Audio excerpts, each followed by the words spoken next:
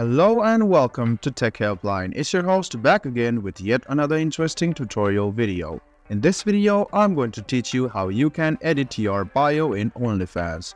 So let's go ahead and go on with the video. Go to onlyfans.com in your Chrome or Edge browser and then go to My Profile, which is on the left hand corner.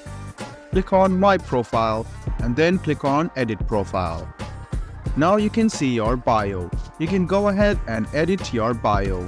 Make sure you don't violate the community guidelines or you might get banned or you might face consequences.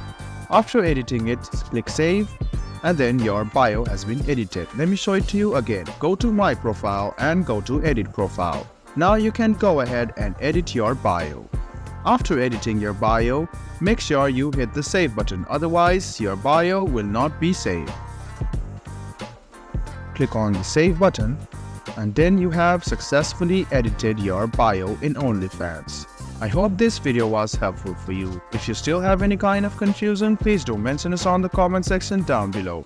Like the video, subscribe to the channel and do hit the bell button for more. Hope to see you in the next video as well. Until then, goodbye, take care and enjoy.